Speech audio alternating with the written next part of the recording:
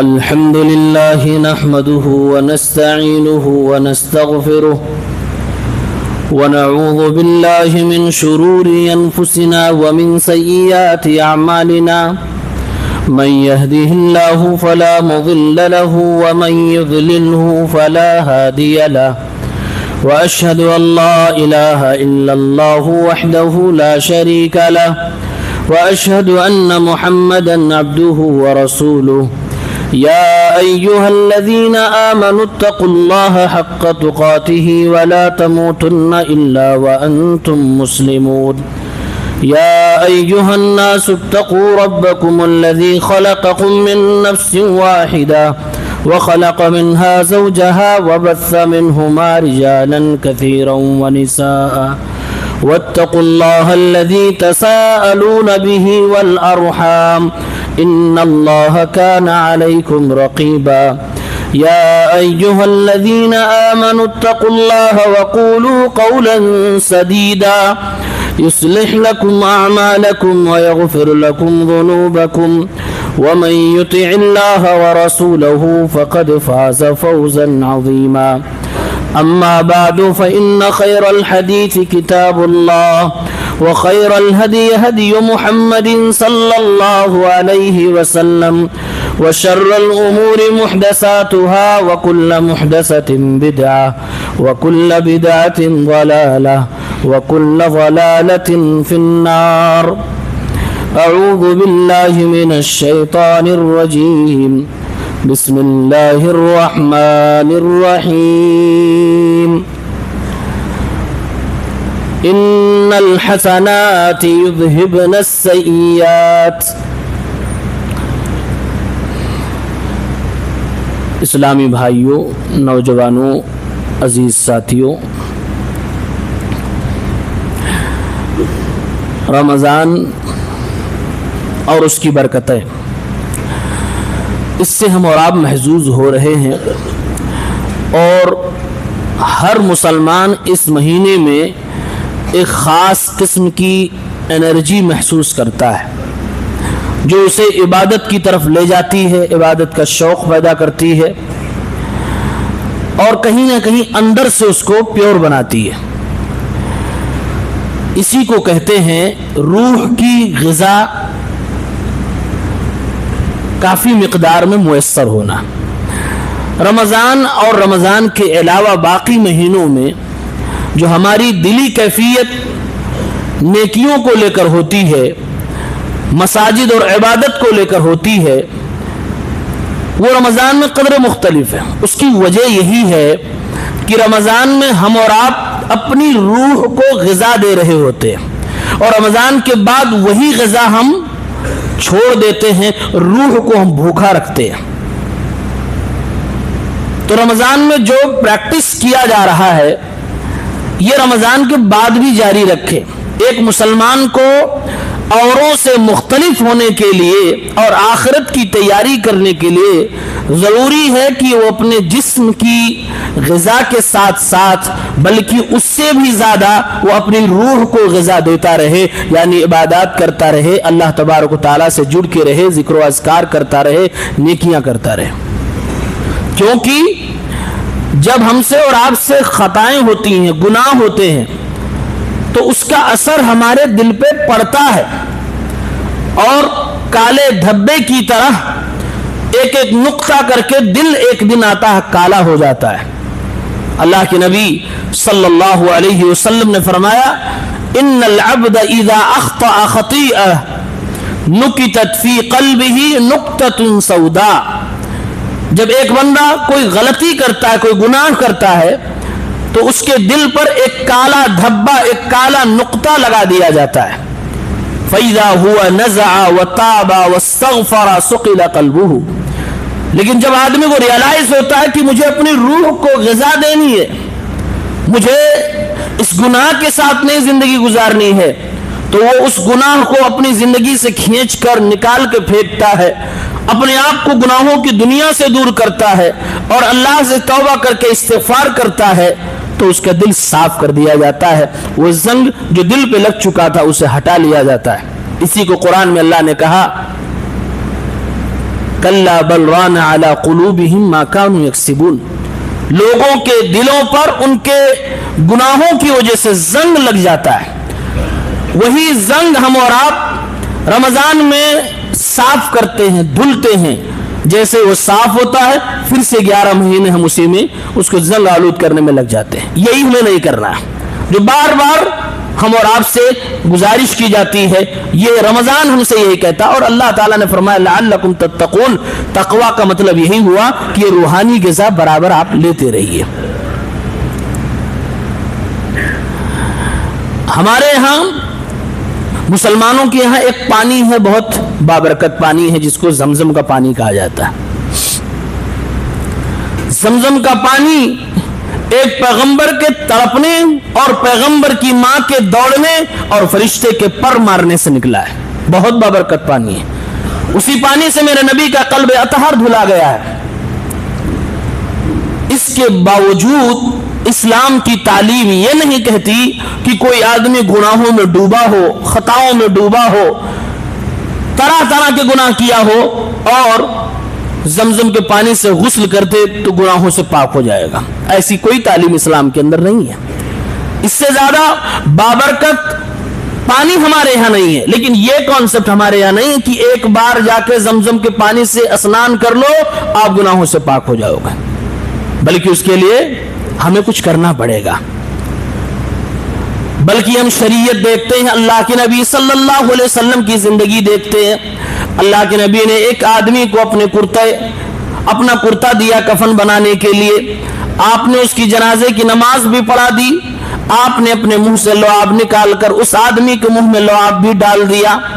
उसके बावजूद अल्लाह ताला ने फरमाया, ऐ मेरे नबी, आप अगर 70 बार भी इसकी नमाज जनाजा पढ़ दे फलन यग़फ़िरल्लाहु लहुम, अल्लाह इसे माफ नहीं फरमाएगा। अल्लाह के नबी का कुर्ता कफन के तौर पर वो भी काम ना आया। अल्लाह के नबी की नमाज जनाजा वो भी काम ना आई। अल्लाह के नबी सल्लल्लाहु अलैहि वसल्लम का लुआब दहन वो भी काम ना आया। मालूम हुआ कि हर इंसान के पास अपना जाती असल ईमान होना चाहिए। उसको खुद अल्लाह रब्बुल आलमीन को खुश करने के लिए, गुनाहों को खत्म करने के लिए कुछ करना पड़ेगा।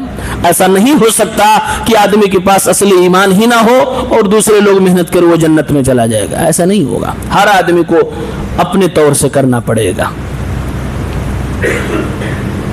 अल्लाह के नबी सल्लल्लाहु अलैहि वसल्लम ने एक दुआ सिखलाई। हम और आप जब नमाज शुरू करते हैं इसको दुआए इस्तिफ्ताह या दुआए सना कहा जाता है। इस दुआ के मानी पे गौर करिए तो पता चलता है एक मुसलमान का गुनाहों से कितना दूरी इख्तियार करना चाहिए। आदमी नमाज शुरू कर रहा है, अल्लाहु अकबर, नियत आदमी, अल्लाह के नबी दुआ सिखला रहे हैं कि आदमी दुआ करे, अल्लाहुम्मा बाइद बैनी व बैन खतायाया कमा बाअदत बैनल मशरिक़ि वल मग़रिब। ऐ अल्लाह ताला, मैं नमाज पढ़ने के लिए आया हूँ, गुनाह माफी करवाने के लिए आया हूँ। मेरे और मेरी खताओं के दरमियान इतनी दूरी फरमा दे जैसे कि तूने मशरिक और मग़रिब के दरमियान दूरी बनाई है। कमा बाअदत बैनल मशरिक़ि वल मग़रिब। इस दूरी का मतलब यह है, ऐ अल्लाह मेरी जिंदगी से मेरे गुनाहों को निकाल दे। ऐ अल्लाह गुनाहों से लाखों करोड़ों साल मुझे दूर फरमा दे। मशरिक और मग़रिब की दूरी मैं चाहता हूँ। अल्लाहुम्मा नक्किनी मिनल खताया कमा युनक्कस सौबुल अब्यद मिनद दनस। ऐ मेरे मौला, मुझे गुनाहों से ऐसे तू साफ कर दे, पाक कर दे, जैसे कि एक सफेद कपड़ा गंदगी से साफ किया जाता है, उसे धुला जाता है, बिल्कुल एक एक दाग और धब्बे को खुरच के साफ किया जाता है। ऐ अल्लाह मेरी जिंदगी से जो भी गुनाह मेरी जिंदगी में आ गए सारे गुनाहों को तो साफ फरमा दे। सफेद कपड़े में दाग धब्बा एक भी हो, एक मक्खी का भी अगर असर हो वो भी दूर से दिखता है। एक मोमिन सफेद कपड़े की तरह है, उसका दिल ऐसे ही सफेद होना चाहिए, उसमें गुनाहों का दाग धब्बा नहीं होना चाहिए।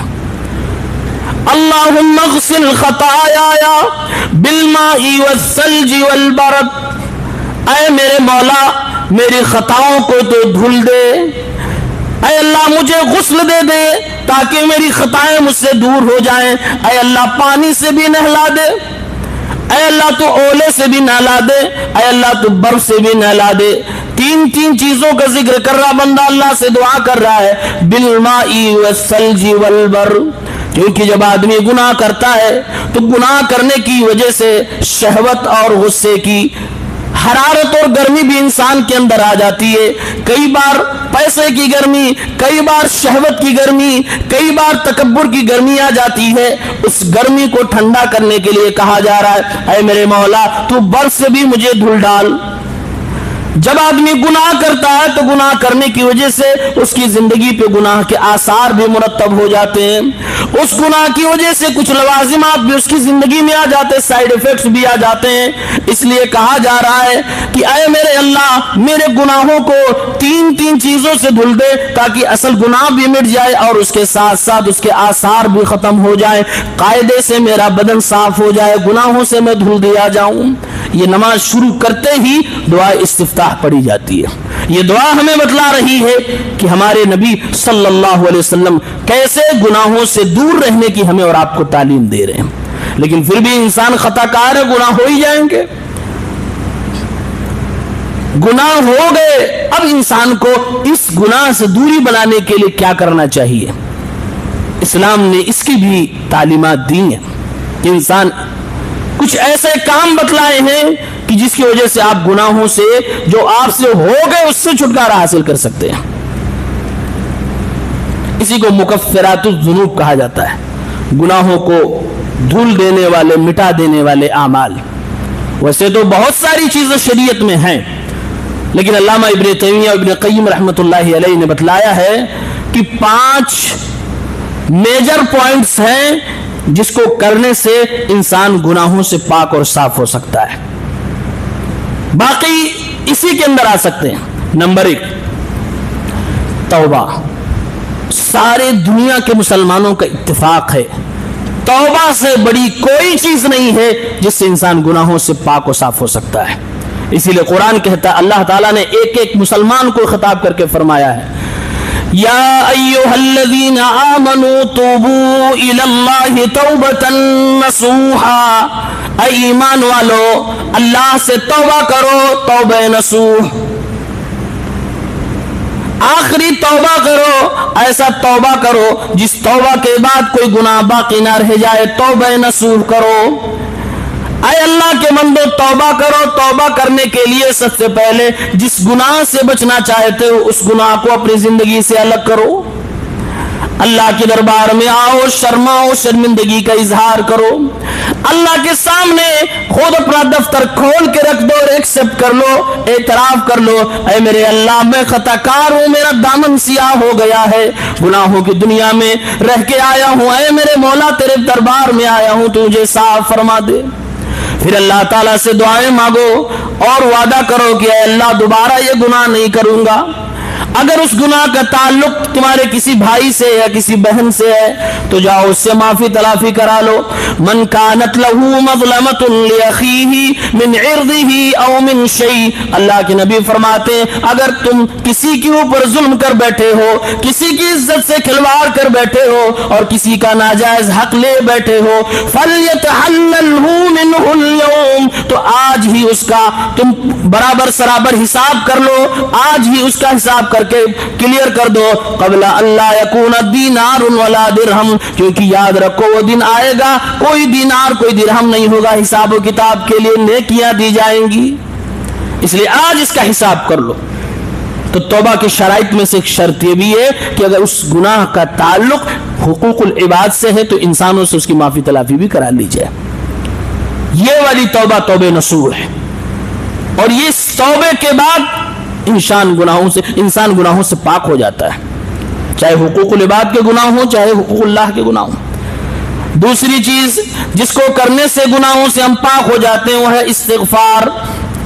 اللہ نے قرآن میں کہا والذین اذا فعلوا فاحشۃ او ظلموا انفسهم، اللہ کے نیک بندے وہ ہیں کہ جب ان سے کوئی فاحشہ کوئی گندا کام ہو جاتا ہے یا اپنے اوپر ظلم کر بیٹھتے ہیں गुनाह हो जाने के बाद आदमी को फौरन ये एहसास हो जाए कि मैं तो मुसलमान हूं, मुझे गुनाह नहीं करना था, ज़करुल्लाह, अल्लाह को याद कर लेते हैं, फस्तगफरू लिज़ुनूबिहिम, और फिर अल्लाह से मग़फ़िरत तलब करने लगते हैं, बख्शिश मांगने लगते हैं। वमन यग़फ़िरुज़्ज़ुनूब इल्लल्लाह, अल्लाह के अलावा कौन है जो गुनाहों को माफ करता हो।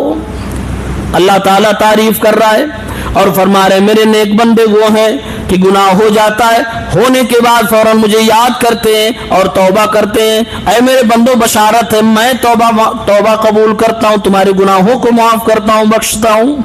एक हदीस पाक में सही मुस्लिम की रिवायत है, अल्लाह तबारक व तआला जमीन पे अपने गुनहगार बंदे को देखता है कि ये कैसे अपने नफ्स से लड़ रहा, नहीं करना चाहता फिर भी कर बैठता है। गुनाह करने के बाद फौरन वो बंदा कहता है मेरा तो एक रब है जो गफूर है, जो रहीम है, मैं उसी अल्लाह से जा रहा हूं माफी मांगने, वो मुझे माफ कर देगा।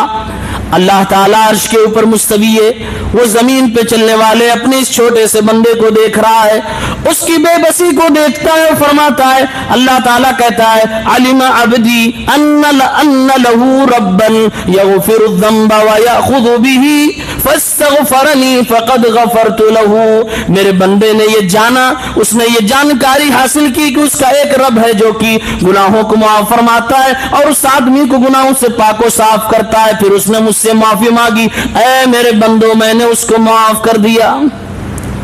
गुनाह के बाद इंसान अल्लाह को अगर याद कर ले जा रहा है, इसका मतलब अभी मामला खराब नहीं हुआ, लेकिन गुनाह के बाद अल्लाह याद ना आए, एहसास भी खत्म हो जाए, शर्मिंदगी भी खत्म हो जाए, एहसास नदामत का जनाजा उठ जाए, तो ये जान लीजिए कि मामला बहुत आगे गुजर चुका है।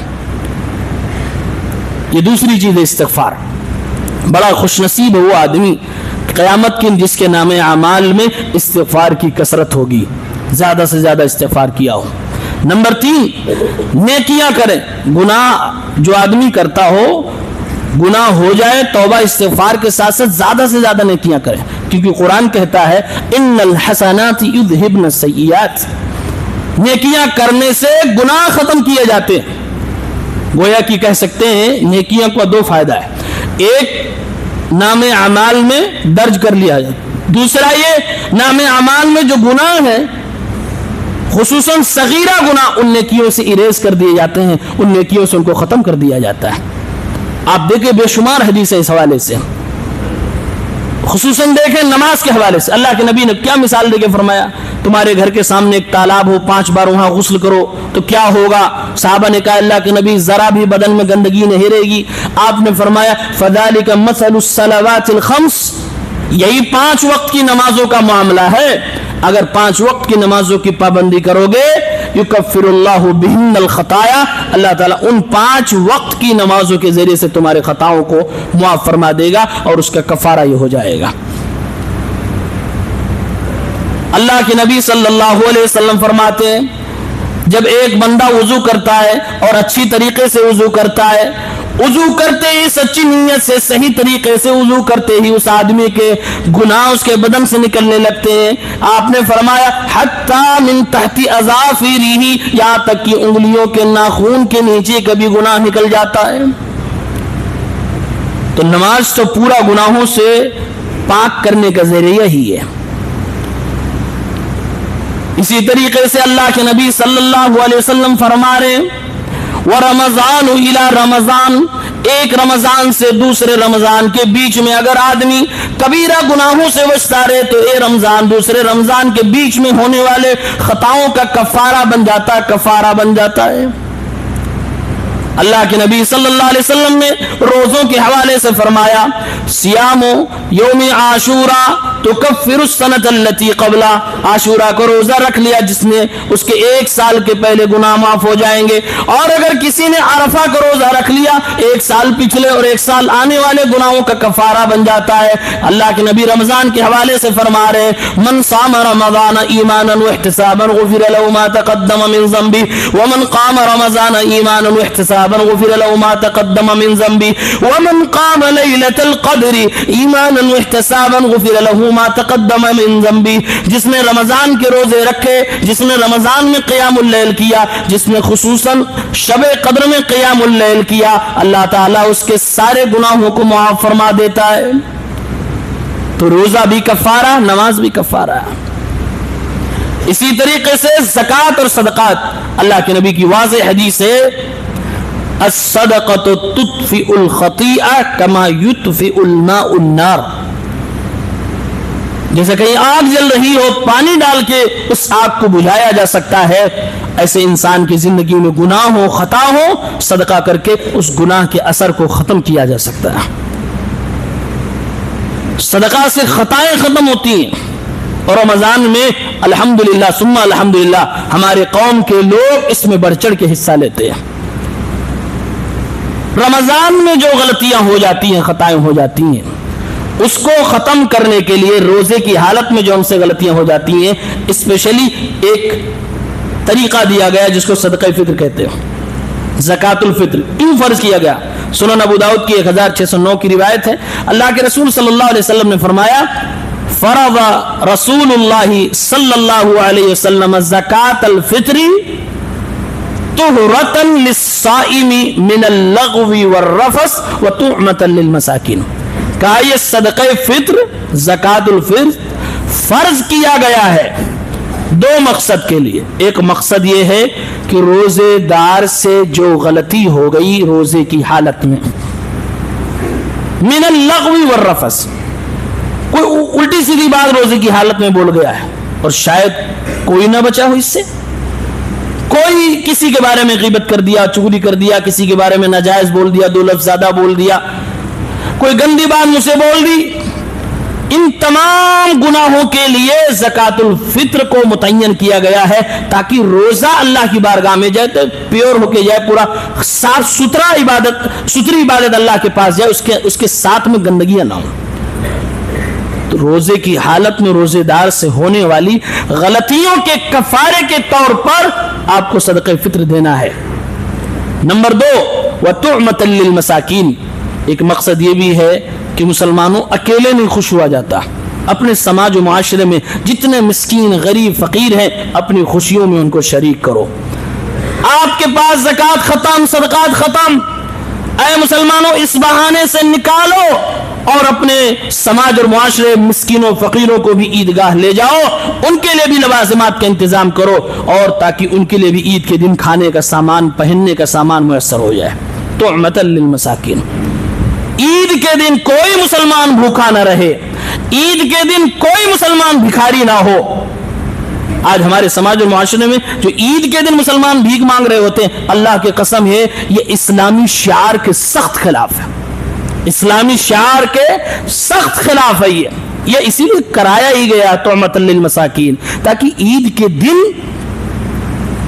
سارے مسلمان یکساں خوش نظر آئے, سب کے بدن پہ نئے کپڑے ہوں, سب مسکراتے چہرے سے عیدگاہ میں جا رہے ہوں, پتہ ہی نہ لگے کون امیر ہے کون غریب, سب کے گھر میں پکوان ہو, سب کے بچوں کے ہاتھوں میں عید کا کھلونا ہو, عید کی چیزیں موجود ہو, سب کے بچوں کو یہ احساس ہی نہ ہو کہ میرا باپ غریب بھی ہے.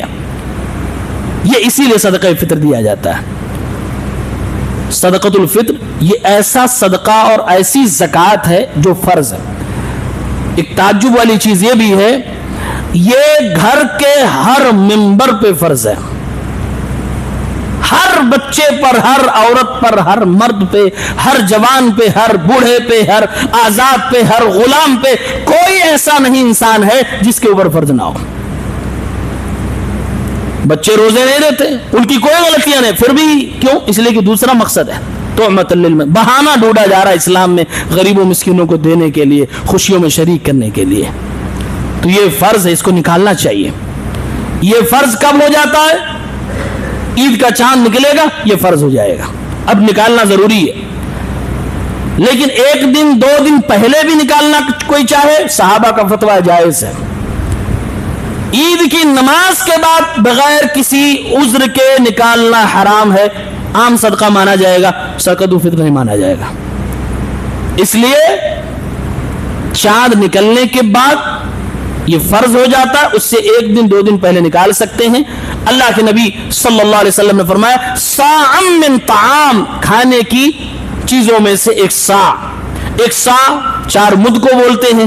1 مد ایک اچھے آدمی کے ہاتھوں کو ایسے پورا کر کے دیکھیں گے تو اس کو 1 مد کہتے ہیں۔ اسی طرح سے 4 مد جو موجودہ وزن کے اعتبار سے 2.5 کلو سے 3.25 کلو کے درمیان وزن بنتا ہے، اتنا ہر ممبر کی طرف سے نکالنا ہے، اور اس میں کنجوسی نہیں، بڑی ایمانداری سے غریب مسکین کو دیکھ کر یہ چیز پہنچا دینی چاہیے۔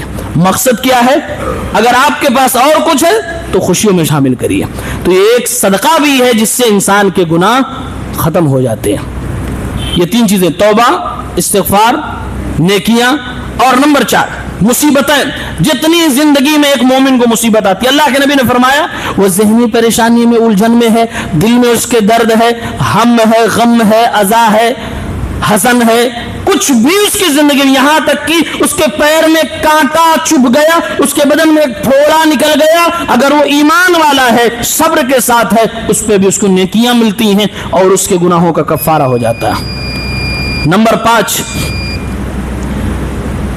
اللہ کے نبی کی شفاعت قیامت کے دن اور دنیا میں مومن کسی دوسرے کے لیے دعا کرے، یہ بھی کفارے کا ذریعہ بن جاتا ہے۔ وَيَسْتَغْفِرُونَ لِلَّذِينَ آمَنُوا، اور اللہ کے نبی قیامت کے دن اپنی امتیوں کے لیے سفارش کریں گے، گنہگاروں کے لیے سفارش کریں گے، لیکن شرط ایک آپ نے لگائی ہے کہ میں توحید والوں کی سفارش کروں گا، مشرک کی نہیں کریں گے۔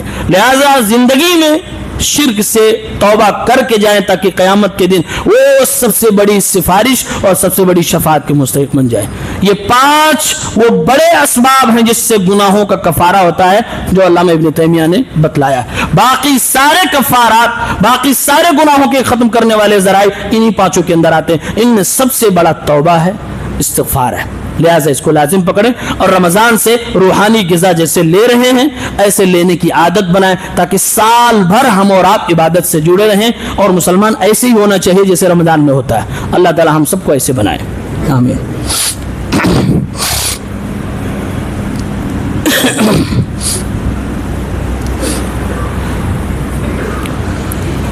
ان اللہ وملائکتہ یصلون علی النبی یا ایھا الذین آمنوا صلوا علیہ وسلموا تسلیما اللهم صل علی محمد وعلی آل محمد كما صلیت علی ابراہیم وعلی آل ابراہیم انک حمید مجید۔ عباد اللہ رحمکم اللہ، ان اللہ یأمر بالعدل والإحسان وإیتاء ذی القربى وینہی عن الفحشاء والمنکر والبغی یعظکم لعلکم تذکرون۔ اذکروا اللہ یذکرکم وادعوہ یستجب لکم ولذکر اللہ تعالی وأولی وأتم وهم أکبر۔